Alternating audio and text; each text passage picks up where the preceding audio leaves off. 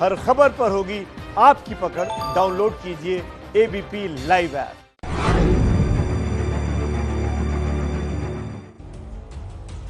नमस्कार, आप देख रहे हैं एबीपी न्यूज। आपके साथ हूं मैं रुबिका लियाकत। आप सभी का बहुत बहुत स्वागत है 5 बजे के इस खास शो में, जहां हम सीधा सवाल करते हैं। देश में आज एक बार फिर ट्रेन पटरी पर उतर आई है। दिल्ली से देश के 15 शहरों को ट्रेन के जरिए जोड़ने की शुरुआत हो गई है। ट्रेनों की शुरुआत के दिन आज प्रधानमंत्री नरेंद्र मोदी भी देश के लोगों से संवाद करने वाले हैं। कोरोना काल में ये 5वां मौका होगा जब प्रधानमंत्री मोदी देश के लोगों के साथ बातचीत करेंगे, संवाद करेंगे। कल प्रधानमंत्री ने देश के अलग अलग राज्यों के मुख्यमंत्रियों के साथ करीब 6.25 घंटे वीडियो कॉन्फ्रेंसिंग के जरिए आइडियाज का आदान प्रदान किया, सुझाव लिए, कुछ बातें कही। उसके अगले दिन देश के लोगों से बात वो करने वाले हैं। अब जाहिर है पूरे देश की निगाहें इस बात पर है कि पीएम कहेंगे क्या। लॉकडाउन, रियायत, राहत पैकेज, प्रवासी मजदूर, उद्योग धंधे, कोरोना वॉरियर्स की हौसला अफजाई, ये वो तमाम टॉपिक्स और मुद्दे हैं जिनको लेकर अटकलें हैं कि पीएम इस पर कुछ कह सकते हैं। यही वजह है कि आज हम सीधा सवाल पूछ रहे हैं, क्योंकि मुझे लगता है this is the most important thing. आज अगर आपको किसी सबसे ज्यादा चीज पर आपकी निगाह टिकी हुई है तो वो इस बात पर है कि अब क्या होगा आगे, 5 दिन बाद क्या होगा। तो लॉकडाउन पर प्रधानमंत्री मोदी के मन में क्या है आज, यही सीधा सवाल।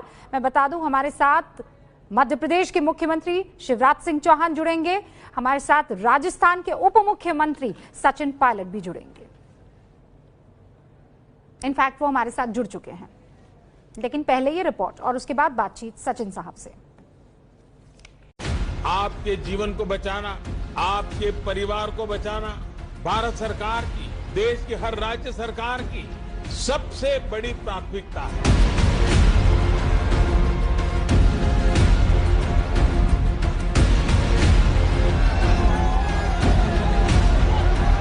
जिंदगी की बारी फिर से पटरी पर उतरी रेलगाड़ी।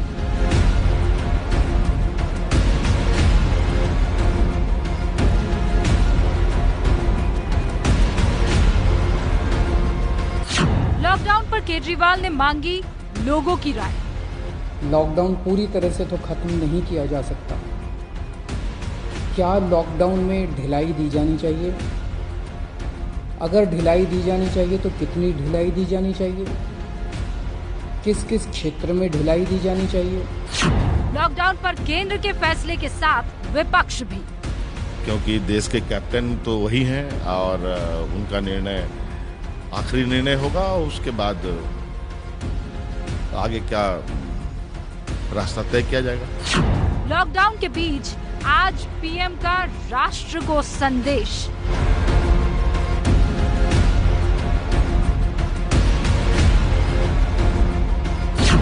रात 8 बजे पीएम मोदी करेंगे देश के लोगों से बात। लॉकडाउन पर मोदी के मन में क्या।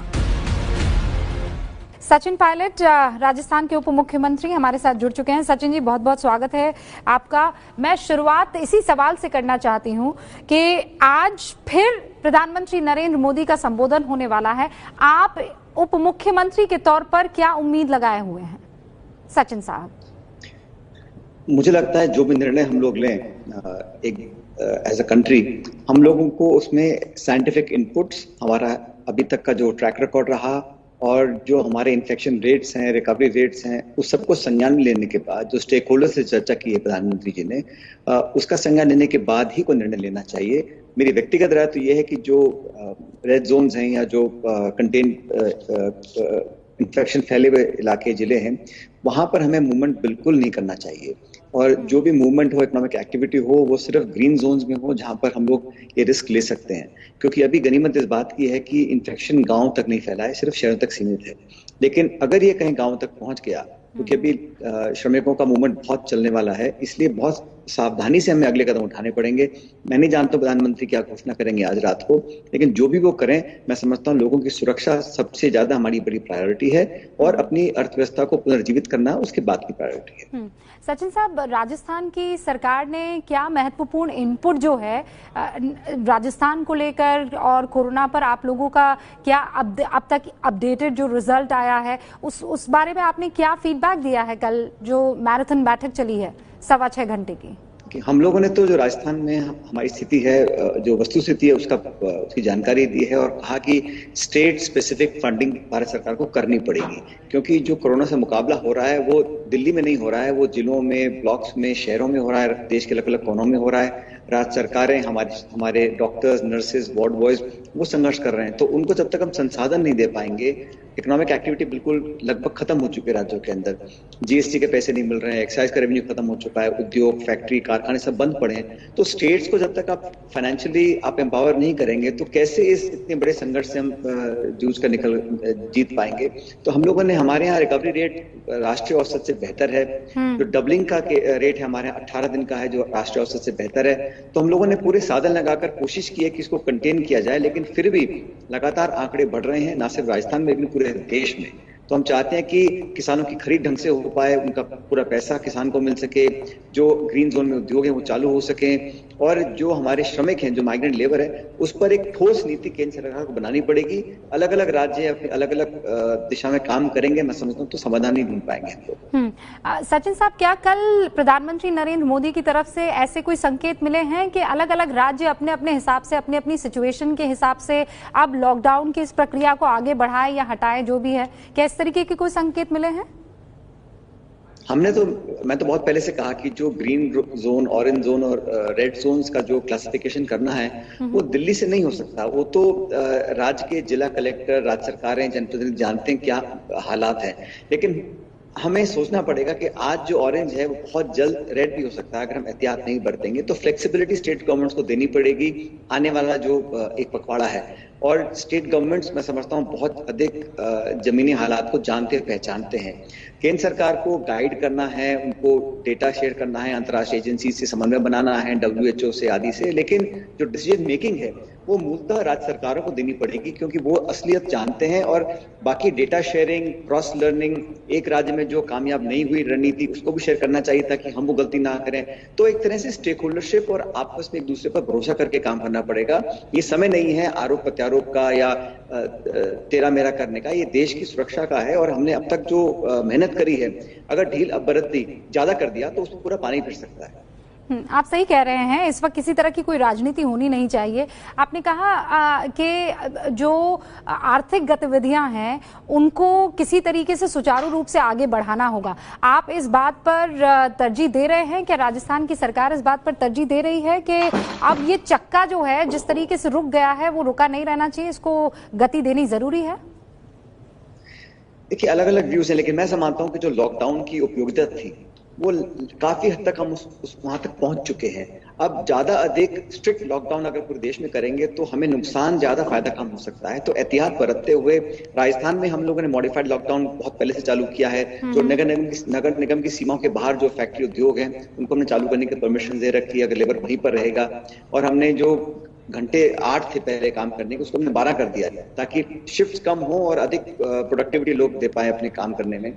तो हम लोग तो चाहते हैं कि एक्टिविटी चालू हो, लेकिन सप्लाई चेन्स बनाए रखने के लिए इसेंशियल कमोडिटीज लोगों तक पहुंचे, किसानों को अपना दाम मिले। लेकिन बहुत ज्यादा रेड जोन्स में, कंटेनमेंट जोन्स में अगर हम ढिलाई बरतेंगे, क्योंकि लोग बहुत इम्पेशेंट भी हो गए ना, 50 दिन से ज्यादा हो गए हैं, तो एकदम से अगर हम खोल देंगे मूवमेंट तो हमने अब तक जो कमाया है बहुत जल्दी खो सकते हैं। और मत भूलिए 4-5 दिन जो गलती अमेरिका ने करी, जो गलती इटली ने करी, अगर उस दिशा में लोग चले गए तो वापस आना लगभग नामुमकिन हो जाएगा हम लोगों के लिए, बहुत मुश्किल हो जाएगा। आपने कहा कि लेबर लॉज में जो है आपने भी थोड़ा रद्दोबदल की है, क्योंकि मैन्युफैक्चरिंग बढ़ाना अभी हर किसी के जहन में है। लेकिन राहुल गांधी, प्रियंका गांधी, सचिन साहब दोनों ने ये कहा है, प्रियंका गांधी कह रही हैं कि मजदूरों के अधिकारों को कुचलने के लिए ये कानून में रद्दोबदल हुआ है। राहुल गांधी ट्वीट करके ये कह रहे हैं कि ये मजदूरों की आवाज दबाने जैसा है। नहीं, देखिए, अलग अलग राज्यों ने अलग अलग काम किया है। हम लोग राजस्थान में कहा था, साल भर पहले कहा था कि हमारे राजस्थान में कोई एमएसएमई का उद्योग लगाना चाहे तो उसे कोई लाइसेंस सर्टिफिकेट कुछ नहीं चाहिए जब तक वो मुनाफा नहीं कमाता। उद्योग लगेगा तो रोजगार मिलेगा लोगों को। आप श्रमिकों के अधिकार छीन लेंगे, उनको काम करने की कंडीशंस को और बुरा कर देंगे, उनका शोषण अगर करेंगे तो कौन उसका समर्थन कर सकता है? मैं और हमारी पार्टी सख्त खिलाफ है। लेकिन अगर उनको मदद हो, उनकी सहायता हो, उनको नौकरी मिले, उनकी प्रोडक्टिविटी बढ़े, उनकी वेजेस बढ़े, उनको बेहतर एनवायरनमेंट में काम करने का मौका मिले, उस दिशा में राजस्थान में हम लोग काम कर रहे हैं।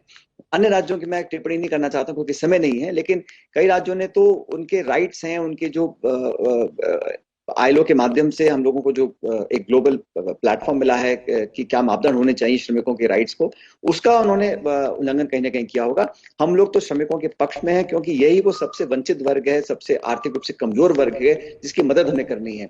और हमने राजस्थान में नरेगा के तहत आज राजस्थान हिंदुस्तान में सबसे पहला राज्य बना है। हमारे यहाँ 25,33,000 लोग नरेगा से काम ले रहे हैं। जो लोग बेरोजगार हो गए थे उनको हमने काम देने का काम किया है, उनके हाथों में पैसा हम लोग पहुंचा रहे हैं। अब कल्पना कीजिए 18 अप्रैल को राजस्थान में 60,000 लोगों को सिर्फ नरेगा में काम मिल रहा था, आज वो संख्या 25,33,000 हो गई है। तो लोगों को जब तक काम नहीं मिलेगा, पैसों हाथों में पैसा नहीं आएगा, वो अपने घर की जो आम जरूरतें होती हैं, फल फूल साग सब्जी तेल चीनी चाय पत्ती, ये लेना पड़ेगा लोगों। जो रिफॉर्म आप कर रहे हैं वो बेहतर है और बाकी जो राज्य कर रहे हैं वो कहीं ना कहीं मजदूरों के अधिकारों को कुचलना है, ये कैसे हो सकता है? ये कैसे संभव? आप देख लीजिए ना, नहीं आप देखिए, रिफॉर्म बड़ा अच्छा शब्द है कहने के लिए।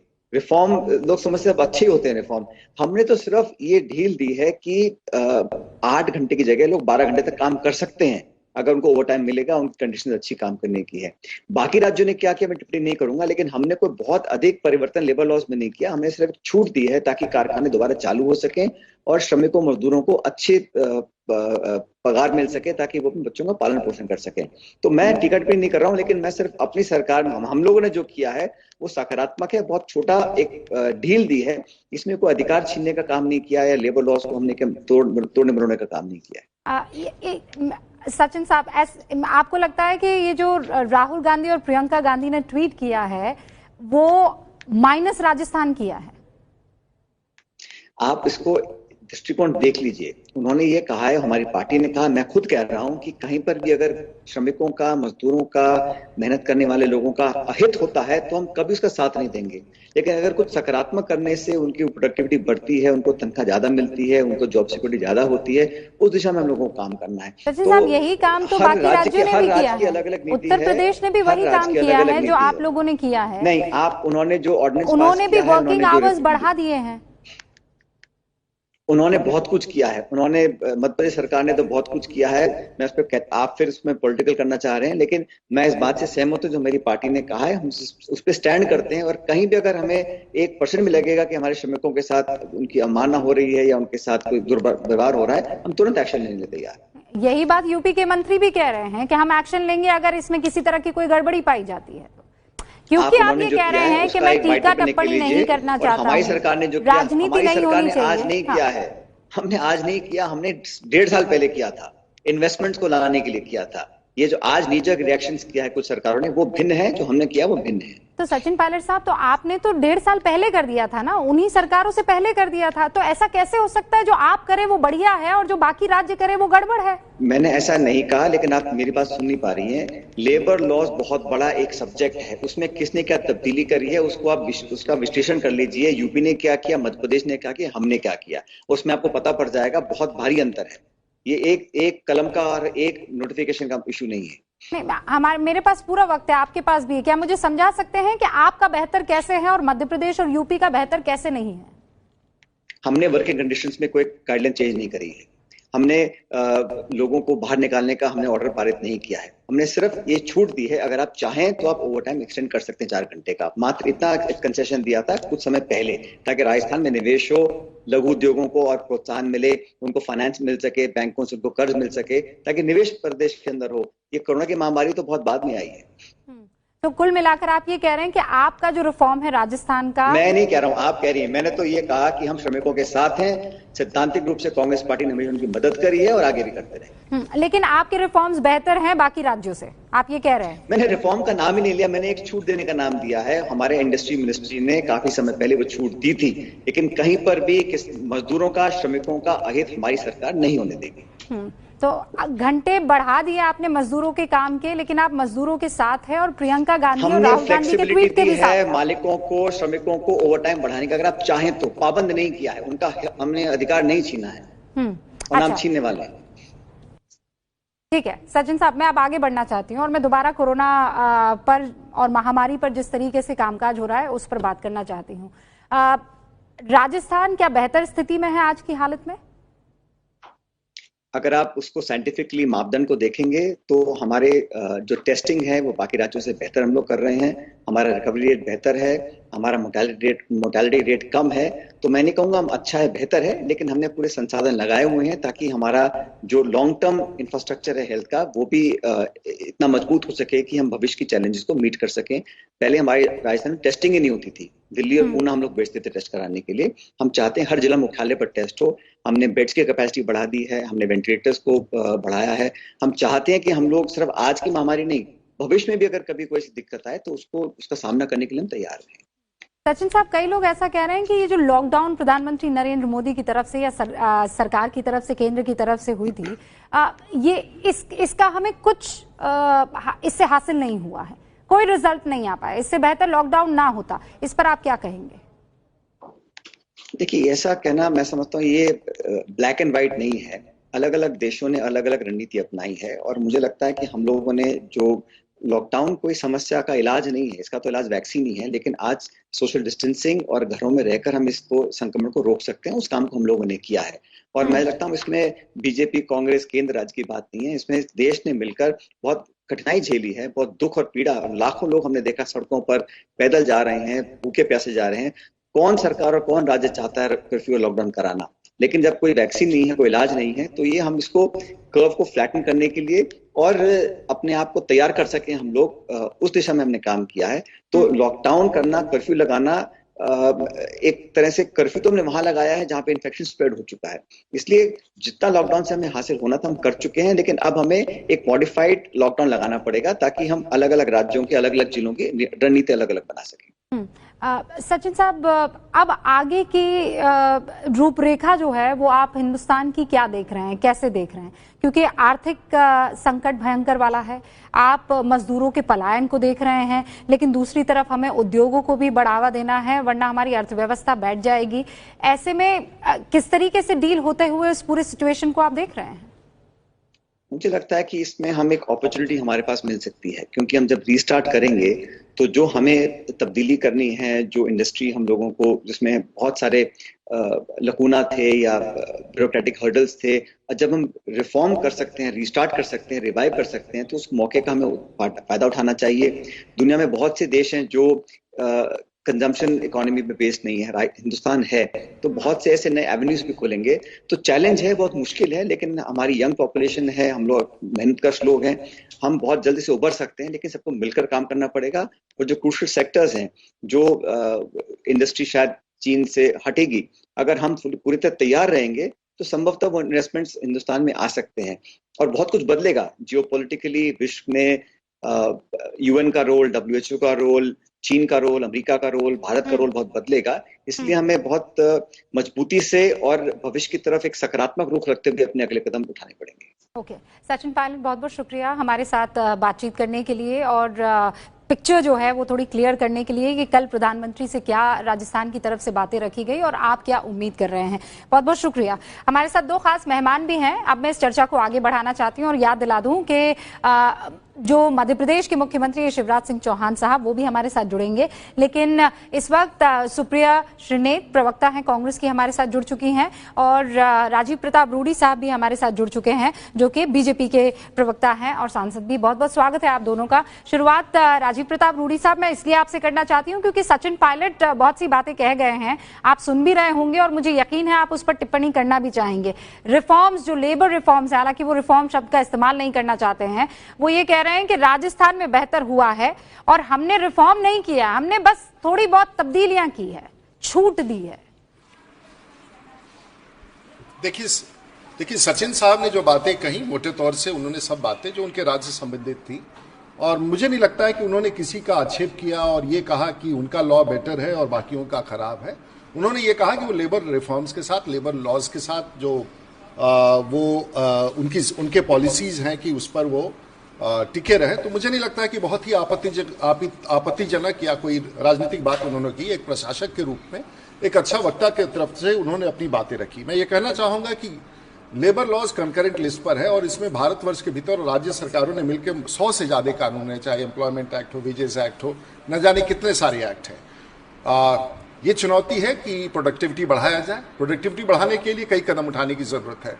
पहले इंसान का पेट भर जाएगा, इकोनॉमी अच्छी हो जाएगी, तो फिर से हम कानून करके उसको अच्छे सेहत दे करके उससे काम। लेकिन राजीव प्रताप रूडी साहब, मैं बताती हूँ तो सचिन पायलट साहब से जो सवाल मेरा था उसके पीछे का कॉन्टेक्स्ट क्या था। मुझे यकीन है आपने प्रियंका गांधी का ट्वीट देखा होगा, मुझे यकीन है आपने राहुल गांधी का ट्वीट देखा होगा।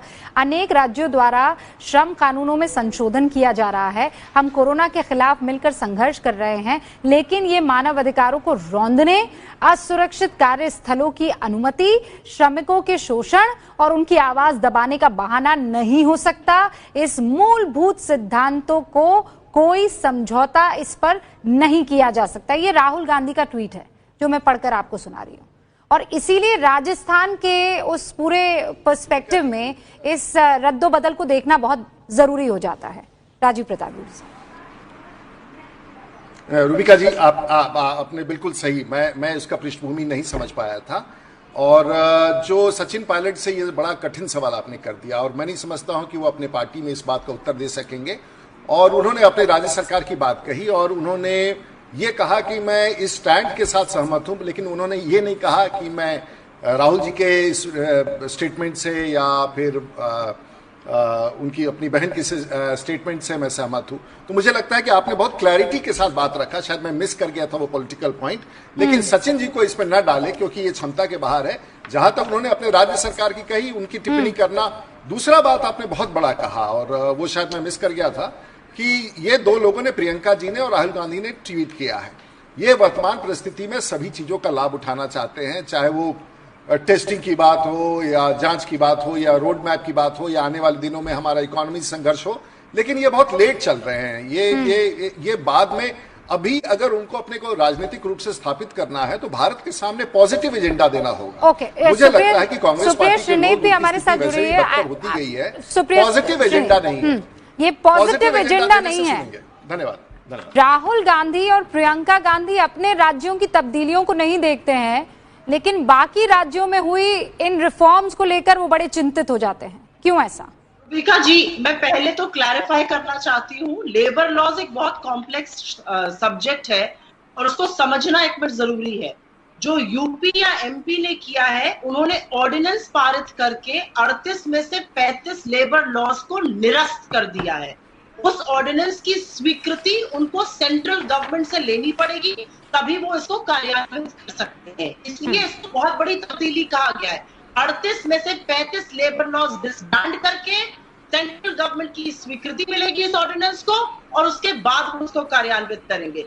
राजस्थान ने जो किया है, कोई ऑर्डिनेंस नहीं लाया है, कोई लॉ नहीं बदला है, वर्किंग आवर्स को बढ़ाया है। तो टेक्निकलिटी में मत पड़िए और इसको समझिए कि दोनों में बहुत बढ़िया डिफरेंस है। मेरा स्पेशलाइजेशन है लेबर लॉज, उस पर मैंने बहुत पढ़ाई करी और बहुत लिखा है, तो मैं पूरी जिम्मेदारी के साथ कह रही हूँ। यूपी ने जो किया है, उनका कहना है उससे वो रोजगार बढ़ाएंगे, लेकिन कहीं पर वो श्रमिकों के अगेंस्ट जाता है। इसलिए एक रिस्पॉन्सिबल ऑपोजिशन होने के नाते मैं आक्षेप में नहीं पड़ना चाहती हूँ, मैं राजनीतिक तू मैं नहीं करना चाहती हूँ, लेकिन श्रमिकों की आवाज उठाना हर जिम्मेदार पॉलिटिशियन का, हर जिम्मेदार पब्लिक फिगर का फर्ज है, और वही उन्होंने काम किया है। दोनों में बहुत डिफरेंस है। एक जगह जो, और ये प्रेजेंट लॉ के अंदर आप शिफ्ट को बढ़ा सकते हैं। प्रेजेंट लॉ में कोई तब्दीली नहीं करी गई है राजस्थान में। यूपी और एमपी में ऑर्डिनेंस के द्वारा प्रेजेंट लॉ को डिसबैंड किया गया है, इसलिए उनको सेंट्रल की स्वीकृति अभी भी चाहिए। ओके, मुझे लगता है कि चूंकि आपने बहुत सारी बातों को क्लियर कर दिया है राजीव प्रताप रूडी साहब, आप अपनी बात रखिए और उसके बाद मैं दोबारा अपने टॉपिक पर भी आना चाहूंगी। और आज बहुत महत्वपूर्ण दिन हो जाता है। 8 बजे प्रधानमंत्री नरेंद्र मोदी लॉकडाउन को लेकर उनके मन में क्या है बातें रखना चाहते हैं। आप 20 सेकंड में अपनी टिप्पणी रखिए और उसके बाद मैं आगे बढ़ती हूँ। 20 सेकंड बिल्कुल पर्याप्त है। इन्होंने अपनी शुरुआत वक्तव्य में कहा कांग्रेस के प्रवक्ता नहीं, ये समझना बहुत कठिन है। तो इन्होंने ये भी स्पष्ट कर दिया कि राहुल जी और प्रियंका जी के इस विषय पर समझ बहुत कम है, क्योंकि बड़ा कठिन विषय है। इन्होंने खुए कहा राजस्थान का वर्क कल्चर अलग है और राजस्थान का ज्ञान बाकी राज्यों से अधिक है। नहीं, क्षमा कीजिए, क्षमा। 20 सेकंड में कैसे बीच में बोलेंगी आप? कैसे बीच में बोलिएगा? दूसरा, ये राजस्थान सरकार का ज्ञान ज्यादा है, यूपी सरकार का ज्ञान कम है, इसलिए उनको नहीं पता है कि किस कानून के लिए उनको कहां जाना पड़ेगा। इनका ये समझना है। तो जो 20 करोड़ का राज्य चला रहा है, जो बीजेपी के राज्य है, उनकी समझदारी कम है और राजस्थान की सरकार की समझदारी ज्यादा है। यही 2 विषयों के बाद मैं आपको सौंप रहा हूँ। ओके, अब मैं आप मुझे ये बताइए, सुप्रिया, आप मुझे ये बताइए कि आज आपकी समझ से प्रधानमंत्री नरेंद्र मोदी लॉकडाउन को लेकर क्या बात रखने वाले हैं?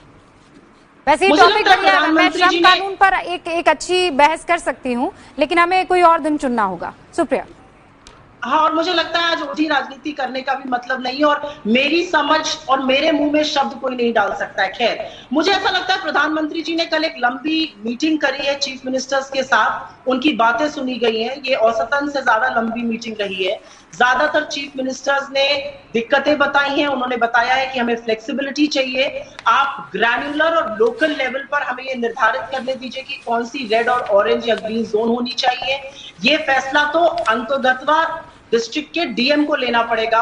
उन्होंने अपनी फिस्कल और इकोनॉमिक प्रॉब्लम्स की भी बात रखी है। तो मुझे ऐसा लगता है कि कहीं पर प्रधानमंत्री जी शायद उन बातों को सुनकर उस पर जरूर अपना वक्तव्य देंगे और आगे का फैसला निर्धारित करेंगे, क्योंकि कहीं पर ये लड़ाई सिर्फ अकेले प्रधानमंत्री जी की नहीं है, अकेले सूबे के मुख्यमंत्री की नहीं है, ये देश की लड़ाई है और इसमें हम सब भागीदार हैं और इसमें प्रधानमंत्री जी भी उतने ही भागीदार है जितने एक मुख्यमंत्री है। तो जिस तरह का सेंट्रलाइजेशन है उसको डिसेंट्रलाइज जरूर किया जाएगा। मुझे ऐसा लगता है डिसेंट्रलाइज करने की बात होती। डिसेंट्रलाइज, आप ये कह रहे हैं कि अलग अलग राज्यों पर निर्भर करता है और उन पर छोड़ दिया जाना चाहिए कि वो क्या फैसला लेते हैं लॉकडाउन को लेकर, राइट?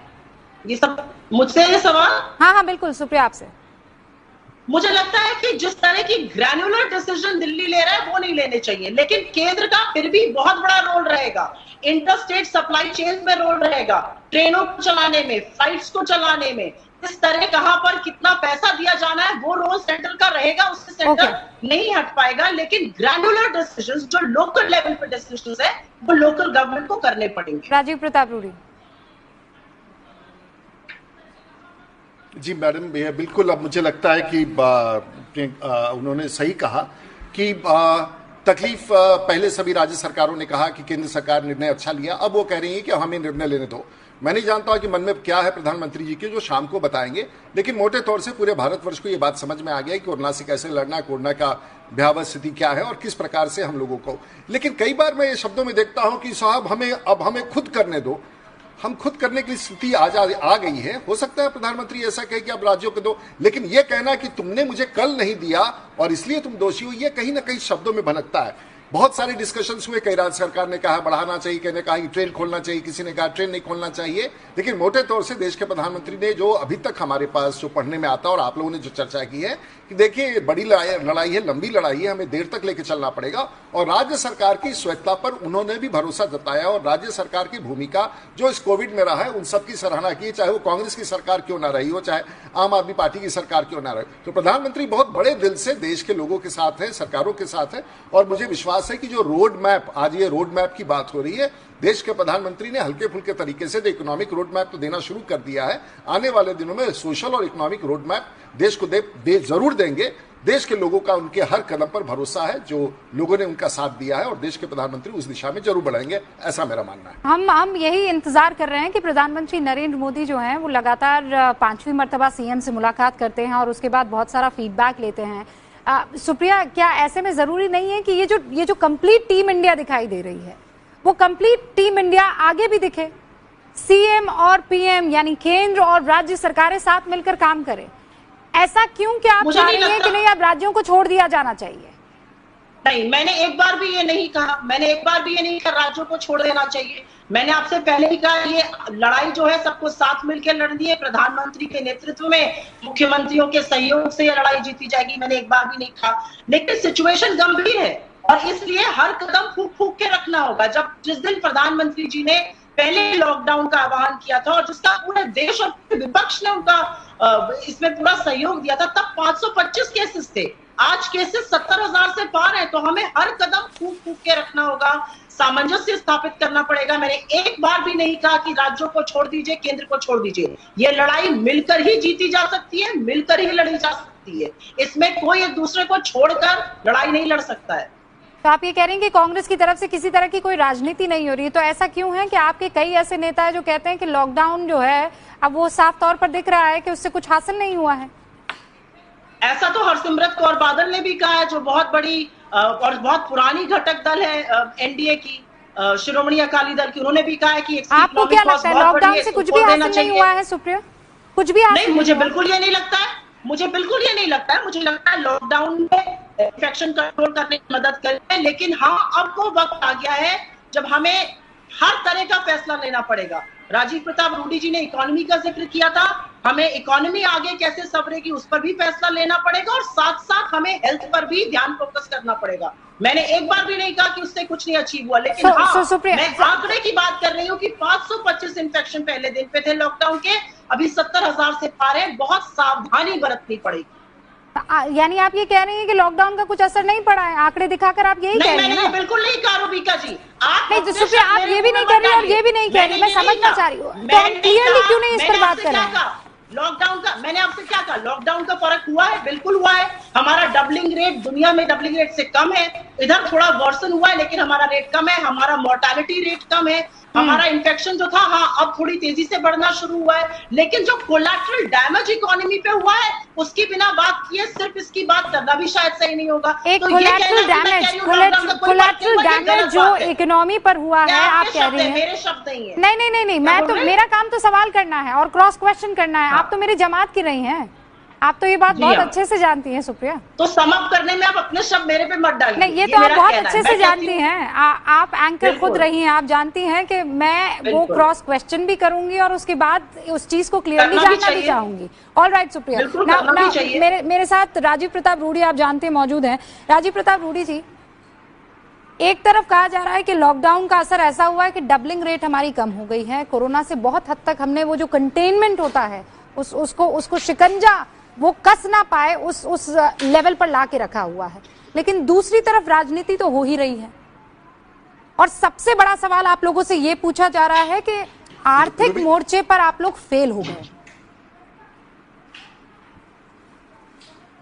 दोनों बात का उत्तर मैं दे रहा हूं। रूबिका जी, आप बातों को गजब पकड़ती हैं, और क्योंकि आप दूसरे पत्रकारों को आपने पकड़ा है, और देखिए उन्होंने कैसे कहा कि पहले 500 पहले दिन थे और 70,000 हो गए, और जैसे आपने कहा कि वो फेल है तो उन्होंने कहा कि हमने ये कहा, लेकिन लोगों तक वो क्या पहुंचाना चाहिए? एक सामान्य आदमी जो टेलीविजन पर सुन रहा होगा वो तो ये समझ रहा होगा, अरे मोदी जी ने लॉकडाउन किया और 500 थे और देखो साहब अब 70,000 हो गए। लेकिन ये कहने का तरीका था कि वो विष को घोल देना है लोगों के बीच में। लेकिन उसके बाद के सवाल ने आपके सारी को तो पूरी दुनिया में देखे। अमेरिका जैसा देश 1,13,00,000 लोग, इसमें 81,000 मर गए। स्पेन में 2,68,000, इसमें 26,000 मर गए। रशिया में 2,32,000 लोग थे, 2,000 लोग मर गए। यूके में जो इतना बड़ा देश, मजबूत देश, 2,23,000, 32,000, और भारत में अभी तक 71,000 और मात्र 2,300 लोग मरे हैं। ये कामयाबी बोल करके अगर हमारी कांग्रेस के प्रवक्ता अगर पॉजिटिव एजेंडा देश के सामने दे तो शायद इनके बातों पर हमें भरोसा होने लगेगा। एक तो आपने ये कह दिया तो मैंने इसको स्पष्ट कर दिया। और दूसरा विषय है इकोनॉमी। देखिए रूबिका जी, ना आपने या कांग्रेस के प्रवक्ता ने, देश के प्रधानमंत्री ने कोरोना को ढूंढ के निकाला था भारत के लिए। ये ऐसा विश्व की आपदा थी जो हमारे और आप सबको प्रभावित करी, आपके जीवन हमारे जीवन सबको। और इसका सबसे पहला कदम सभी लोगों ने कहा लॉकडाउन लॉकडाउन लॉकडाउन। लॉकडाउन का सीधा इंपैक्ट था इकोनॉमी पर, वो हम सब जानते हैं। और ये चुनौती हम लोगों ने स्वीकारा था, हमने कोई गलती नहीं की। हम सब जानते थे कि ये कदम उठाना जरूरी है और उसका नुकसान 55 दिन पॉज बटन दबा दीजिए। किसी दुनिया में, पूरी दुनिया का 55 दिन आप पॉज बटन दबा दीजिए, इसीलिए तो और कहा फिर जाता आप है। कहिएगा तुमने दबाया क्यों, राजीव प्रताप रूडी साहब, मध्य प्रदेश के मुख्यमंत्री शिवराज सिंह चौहान जो हैं वो हमारे साथ जुड़ चुके हैं। सीधा उनका रुख करते हैं। शिवराज सिंह चौहान साहब, आपका बहुत बहुत स्वागत है एबीपी न्यूज पर। शुक्रिया हमसे बातचीत करने के लिए। कल एक मैराथन बैठक जो है सीएम्स की पीएम के साथ चली है। शिवराज जी, मध्य प्रदेश को लेकर आपने क्या बातें रखी? वो सबसे महत्वपूर्ण मुद्दा कौन सा था जो आपने उठाया कल अपने राज्य के लिए? देखिए, प्रधानमंत्री जी ने कोई स्टेट स्पेसिफिक मीटिंग नहीं थी। कुल मिला के कोविड की स्थिति क्या है और आगे हमको कदम क्या उठाना है, इसके बारे में सब राज्यों से बातचीत की। मुझे कहते हुए गर्व है कि नरेंद्र मोदी जी एक ऐसे प्रधानमंत्री है जो केवल अपनी कैबिनेट की टीम को टीम इंडिया नहीं मानते, वो प्रधानमंत्री और अलग अलग राज्यों के मुख्यमंत्रियों की टीम को ही टीम इंडिया मानते हैं। और कोविड-19 के बारे में 5वीं बार उन्होंने मुख्यमंत्रियों से चर्चा और बातचीत की है और सबसे चर्चा करके वो फैसला करते हैं। अगर इसका कुल मिला के हम सोचें कि सार क्या है, तो एक, कोविड को नियंत्रित करने के लिए, वायरस के संक्रमण की चैन को रोकने के लिए उपाय क्या क्या किए जा रहे हैं और क्या किए जाने जरूरी है। और दूसरे, हम अनंत काल तक लॉकडाउन नहीं चला सकते, इसलिए एक मानसिकता यह भी है कि हमको कुछ दिन कोरोना के साथ ही जीना सीखना पड़ेगा। मतलब कोरोना के संक्रमण को रोकने के भी सारे उपाय करने पड़ेंगे, इलाज के ये फैले ना उसके सारे प्रबंध करने पड़ेंगे, और उसके साथ साथ हमको आर्थिक गतिविधियां भी व्यापक पैमाने पर प्रारंभ करनी पड़ेगी, क्योंकि आर्थिक गतिविधियां लंबे समय तक नहीं रोकी जा सकती। और इसलिए दोनों पक्षों पर उन्होंने सबसे विचार विमर्श किया। जहां तक मध्य प्रदेश का सवाल है, हम लोगों ने मध्य प्रदेश की स्थिति के बारे में उनको अवगत कराया। मध्य प्रदेश में वायरस का संक्रमण फैलने से हमने नियंत्रित किया है। पॉजिटिव केस लगातार आ रहे हैं, लेकिन जितने आ रहे हैं उससे ज्यादा लोग स्वस्थ होकर जा रहे हैं। इसलिए हमारे यहाँ एक्टिव केस 1800 के आसपास ही है, 1700-1800 के आसपास रहते हैं। तो नियंत्रण के साथ साथ आर्थिक गतिविधियां भी मध्य प्रदेश में हमने व्यापक पैमाने पर शुरू की। और मेरा अपना स्पष्ट और दृढ़ मत है कि हमको पूरी ताकत से आर्थिक गतिविधियां शुरू करना चाहिए। हमने कहा है मध्य प्रदेश के बारे में कि जो ग्रीन जोन है, वहां ग्रीन जोन में सारी तरह की गतिविधियां हमको प्रारंभ करनी चाहिए। ऑरेंज जोन मतलब जहां थोड़ा थोड़ा संक्रमण है, वहां कंटेनमेंट एरिया को छोड़ के सब गतिविधियां प्रारंभ करनी चाहिए। और तीसरे रेड जोन है, जहां संक्रमण ज्यादा है, वहां भी कंटेनमेंट एरिया के साथ बफर जोन मिला के बाकी इलाके में गतिविधियां हमको शुरू करना चाहिए, ताकि काम धंधा, रोजगार, रोजी और रोटी भी चल सके। मतलब कुल मिलाकर ये जो रूपरेखा अभी आपने बताई है, लगभग यही स्वरूप जो है मध्य प्रदेश में रहने भी वाला है। ये लॉकडाउन 4.0 वर्जन होगा, जिसमें ज्यादा ढील दी जाएगी और औद्योगिक स्तर पर और ज्यादा। जी, मैं ये मानता हूं कि अंतिम फैसला उन्होंने राज्यों पर छोड़ा है और राज्यों को ये कहा है कि वो अपना अपना प्लान लॉकडाउन का बना के दें केंद्र को। 15 तारीख को हम भी अपना प्लान भेजेंगे बना के उनको। लेकिन हमारी रूपरेखा यही रहेगी, एक तरफ संक्रमण की चैन को ब्रेक करना, तोड़ना, सावधानियां पूरी रखना, इलाज की पर्याप्त व्यवस्थाएं करना, और दूसरी तरफ आर्थिक गतिविधियां, चाहे वो निर्माण के काम हो, सड़क बने, पुल पुलिया बने, बांध बने, चाहे वो खेती के काम हो, चाहे वो उद्योग धंधे हो, व्यापक पैमाने पर इन कामों को जो रोजगार सृजित करते हैं उनको हम प्रारंभ करेंगे। दुकानें भी खुलेगी, काम धंधा चालू होंगे। हाँ, कोई उत्सव नहीं होगा, कोई धार्मिक उत्सव, कोई सामाजिक उत्सव, कोई राजनीतिक उत्सव, बड़े मिलन, बड़े भीड़ इकट्ठे के कार्यक्रम वो पूरी तरह से प्रतिबंधित रहेंगे। शाम को 7 बजे से लेकर सवेरे 7 बजे तक कर्फ्यू ही रहेगा, क्योंकि अनंत काल तक भीड़ अगर हमने घूमने दी तो फिर संक्रमण फैलने का खतरा बढ़ जाएगा। कुछ चीजें ध्यान रखेंगे, जैसे बुजुर्ग ना निकले बाहर, बच्चे बाहर ना निकले, वो हमको ध्यान रखना पड़ेगा। तो ये सावधानियां रखते हुए हम संक्रमण को भी रोकने का उपाय करेंगे और गतिविधियां भी चालू करेंगे, विशेषकर आर्थिक। शिवराज सिंह चौहान साहब, आपके यहाँ यानी खासकर मध्य प्रदेश में जो मजदूरों को लेकर समस्या है वो बहुत व्यापक नहीं है, लेकिन गुजरात और मध्य प्रदेश की सीमा से जो मजदूर बिहार और उत्तर प्रदेश की तरफ जा रहे हैं, आप किस तरीके से वो पूरा का पूरा मसला मैनेज कर रहे हैं? मध्य प्रदेश कैसे कर पा रहा है ये? देखिए रुकिया जी, हमने मध्य प्रदेश के जितने लोग थे उनको तो हम पहले आसपास के लोग बसों से लेके आ गए, इसके बाद ट्रेन हमारी लगातार आ रही है, अलग अलग राज्यों से 31 ट्रेनें आ चुकी है, 9 आज आ रही है, लगातार ट्रेनें आ रही है। हम अपने मजदूरों को पूरी सुविधा देके वापस लाने का पूरा प्रयास कर रहे हैं, लेकिन जिस रास्ते से लाते हैं उस रास्ते हमको टाई अप करना है, इसलिए वो जितनी इजाजत देता है उतनी ट्रेन हम भेजते हैं ताकि उनको वहां सहूलियत से लेके आ सकें। दूसरा, मध्य प्रदेश चूंकि बीच में है, इसलिए दक्षिण और पश्चिम के राज्यों से बड़ी संख्या में, मैं कहूंगा लाखों की संख्या में मजदूर निकल रहे हैं, विशेषकर उत्तर प्रदेश के लिए, बिहार जाने के लिए, छत्तीसगढ़ के लिए, उड़ीसा के लिए, झारखंड के लिए अलग अलग साधनों से आ रहे हैं, कई पैदल आ रहे हैं। हम लोगों ने तय किया कि एक तो मध्य प्रदेश की धरती पर कोई भूखा नहीं सोएगा, हम सब भारत माँ के लाल, भेदभाव का कहां सवाल, सब अपने भाई और बहनें किसी भी प्रदेश के हों, और इसलिए हमने व्यापक पैमाने पर भोजन, चाय और नाश्ते की व्यवस्था करने का फैसला किया, वो कर भी रहे हैं। और दूसरे, मध्य प्रदेश की धरती पर कोई पैदल ना चले, इस तपती धूप में पांव में छाले पड़ जाएं, बच्चे गोद में रहें और असहनीय कष्ट सहन करते हुए वो चलें, ये दिल को गवारा नहीं करता।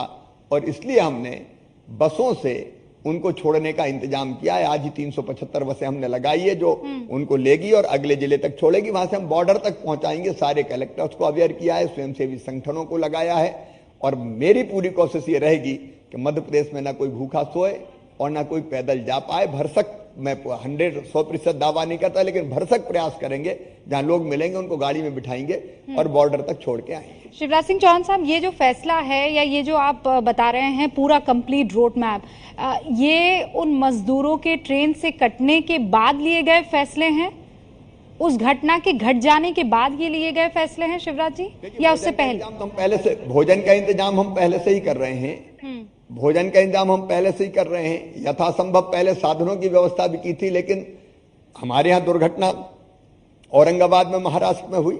मैंने अपने एक मंत्री को, अफसरों की टीम को विमान से भेजा, उनको ससम्मान लाने की व्यवस्था की, लेकिन कुल मिला के हृदय विदारक घटना थी। कल मध्य प्रदेश में एक एक्सीडेंट हुआ जिसमें उत्तर प्रदेश के 5 मजदूरों की जान गई।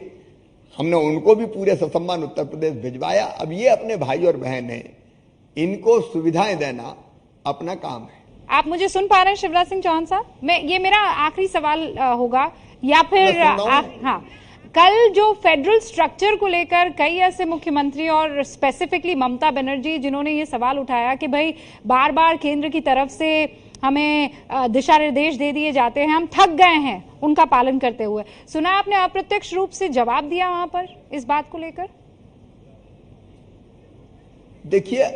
देखिए, अगर केंद्र एडवाइजरी भेज रहा है कि संक्रमण रोकने के लिए आप ये कदम उठाए, तो इसमें गुस्सा क्यों आता है, मुझे समझ में नहीं आता। एक एक एडवाइजरी को वीडियो कॉन्फ्रेंस के माध्यम से अधिकारीगण पूरी तरह से व्याख्या करके बताते हैं, ये करना, ये करना, ये करना, इसका ये फायदा है। तो ये तो हमें सहयोग करना हुआ। अगर केंद्र अपनी टीम भेज रहा है तो तकलीफ क्यों है? मेरे यहां भी टीम आई, इंदौर में आई, उज्जैन में टीम आई, स्वागत है भाई। ये समय लड़ने का है, या केंद्र और राज्य मिलके कोविड के संकट से जनता को निकाले। अब ये बेकार में गुस्सा करना, फेडरल स्ट्रक्चर की बात करना, 5 बार प्रधानमंत्री 1.5 महीने के अंदर मुख्यमंत्रियों से बात कर चुके, और अगर कोई ये कहे कि लॉकडाउन ना तो खोलने की प्लानिंग है और ना लॉकडाउन शुरू करने की प्लानिंग थी, अरे 20 तारीख को प्रधानमंत्री जी ने मुख्यमंत्रियों से बात की, 20 मार्च को। 20 मार्च के बाद 22 को जनता कर्फ्यू, 24 को लॉकडाउन की घोषणा, फिर एक बार फिर मुख्यमंत्री गणों से चर्चा की, उसके बाद लॉकडाउन 2 आया, फिर लॉकडाउन 3 आया, उसके पहले फिर बात की, 4 के पहले फिर बात कर रहे हैं। और फेडरल स्ट्रक्चर में और क्या करें प्रधानमंत्री, जो बेहतर से बेहतर कोऑर्डिनेट करके सबको लेके साथ चलने का काम हो रहा है, वो प्रधानमंत्री जी कर रहे हैं, अद्भुत नेतृत्व दे रहे हैं। और इसलिए अगर कोई एडवाइजरी जारी होती, कोई सलाह देता, तो स्वागत करना चाहिए कि गुस्सा करना चाहिए। शिवराज सिंह चौहान साहब, जाते जाते बस क्या मध्य प्रदेश पूरी तरीके से तैयार है कोरोना वायरस से लड़ने के लिए, और आपको क्या लगता है कब तक इस लड़ाई को आगे रखना होगा? मैं संक्षेप में जवाब चाहती हूँ ताकि मैं आपका ज्यादा वक्त ना लेना नहीं चाहती। तैयार है जी, हम भी तैयार है, मध्य प्रदेश भी तैयार है। बस इतना है कि पॉजिटिव प्रकरण आएंगे, उससे घबराने की जरूरत नहीं है। समय पर अगर इलाज हो जाए तो लोग ठीक होके जाते हैं। ये हम मध्य प्रदेश में भी देख रहे हैं, दूसरे प्रदेशों में भी देख रहे हैं। अब बाहर से प्रवासी मजदूर भाई बहन आ रहे हैं, उनके कारण हमारे कई और जिले, कहीं 10, कहीं 20, कहीं 5, कहीं 4 पॉजिटिव आ गया, उससे घबराने की जरूरत नहीं। अपने लोगों को दूर कब तक हम रखेंगे? जरूरत है सही व्यवस्था की और संक्रमण के चेन को तोड़ने की, वो हम करते रहेंगे। और कोरोना के साथ कुछ दिन अपनी लाइफ स्टाइल बदल के रहेंगे, फिर ये समाप्त होगा, लेकिन आर्थिक गतिविधियां भी साथ में चालू रखेंगे। बहुत बहुत धन्यवाद आपको। बहुत बहुत शुक्रिया शिवराज सिंह चौहान साहब हमसे बातचीत करने के लिए।